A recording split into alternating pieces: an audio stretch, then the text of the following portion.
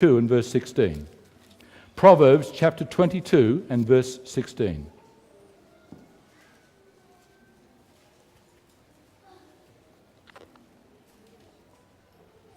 And that's the wrong verse.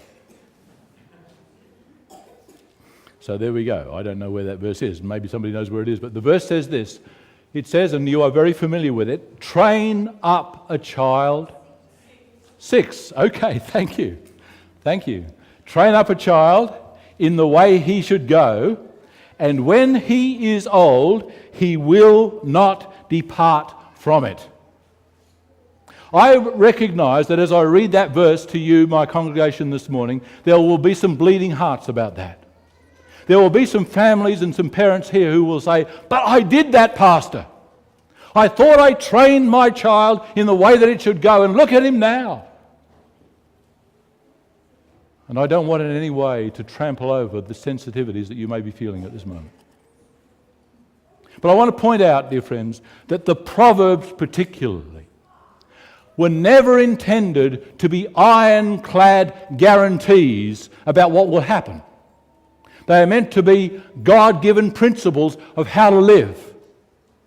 And just the same as I can give you all the best advice about how to avoid a heart attack, how to run in the mornings, how to eat good healthy food, how to get a good sleep, you can do all of that instead of have a heart attack. And in the same way, you can do everything right, my dear friends, and still find that your child, because it is given the ability to choose itself, will still go wrong. But this is still an eternal principle that says if you train up a child in the way that he should go, when he is old, he will not depart from it. And the crucial word there is train. Now, I was down at the Oval yesterday, and that Oval was full of young men doing their thing. They were being trained to jump over high jumps and to do Australian rules and to play hockey and football, all sorts of things. They were training, right? Training means a number of things. It can mean instruction. This is what you do. Do it this way. It can mean teaching. These are the principles behind what you are doing.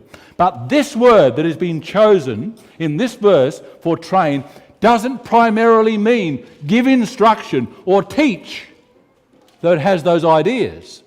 What it primarily means is that you shall, where's the word here? You shall dedicate yourself and get the child to focus themselves. This is a word that encourages you as a parent to train your child in a dedicated way. Now, my friends, if we are to be dedicated parents, at least two things follow from that. One is a dedicated parent, by God's grace, will be a consistent parent. One of the hardest things in the world to do is to be consistent. And very often we will excuse our inconsistencies by saying, won't matter this time.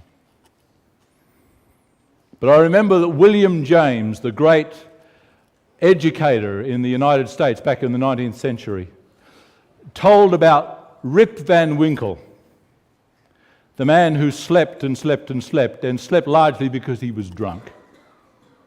And he said this very significant thing. He said, Rip Van Winkle excused every fresh dereliction by saying, won't count it this time.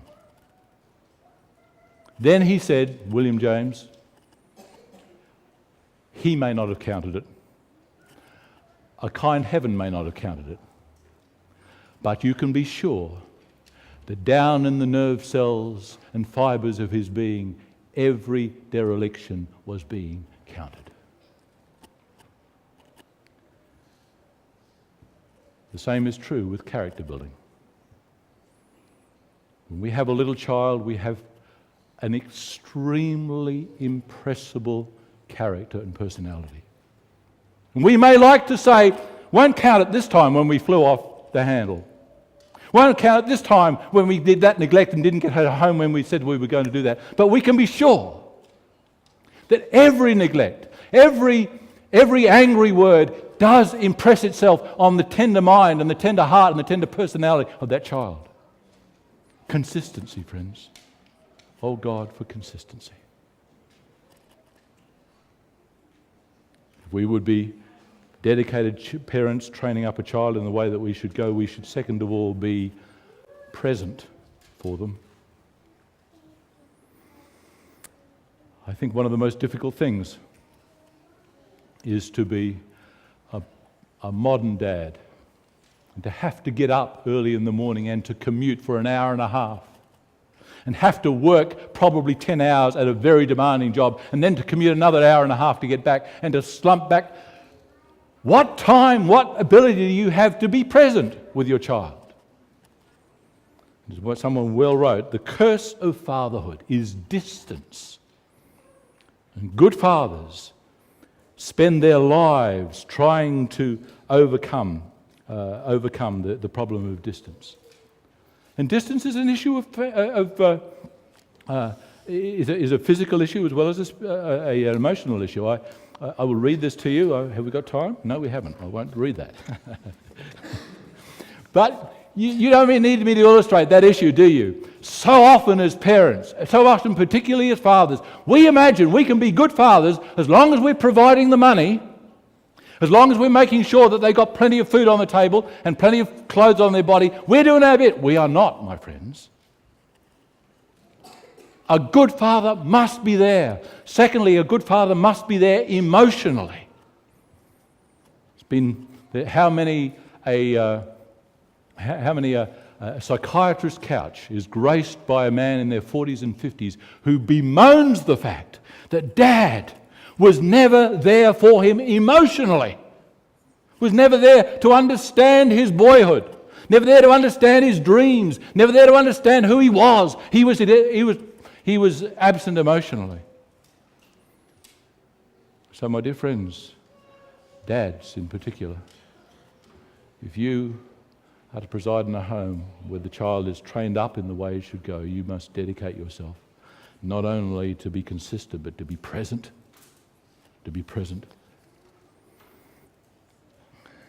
We must hasten on. A second priority in our chapter, Psalm 144, the second priority in this chapter is the priority of prosperity. Notice in verse 13, Psalm 144 and verse 13 says, so that our barns may be full, supplying all kinds of produce, that our sheep may bring forth thousands and 10,000s in our fields, and that our oxen may be well laden. It's a strange idea that somehow grips our Christian consciousness that not cleanliness is next to godliness, but poverty is next to godliness. And we remember the stories of Jesus where he said how hard it would be for a rich man to enter the kingdom of heaven. And that's true, friends. A person who trusts in his riches is way, way behind the eight ball when it comes to receiving the gifts of the kingdom of heaven. But I need us to read another verse, and I will have you read it with me if you wouldn't mind. 1 Timothy chapter 5 and verse 8, that reminds us that it is not, that poverty in itself is not a virtue, and that fathers should strive with all that is in them not to be poor for the sake of their families. First Timothy chapter 5 and verse 8. These are well-known words, but they're very, very, very cutting. 1 Timothy chapter 5 and verse 8 says this, if anybody does not provide for his own, especially for those of his own household, he has denied the faith and is worse than an unbeliever. You see, the responsibility to be a provider, to make sure that the little boy, the little girl's life is a secure one because there is food on the table, because there is enough money for their education and for the things that need to be. That is a God-given principle, friends. But, and I think most of you don't need me to emphasize that, But in today's society, all too often, a man thinks that his role as the provider is the number one role. Understandably. Society affirms you much more when you get on in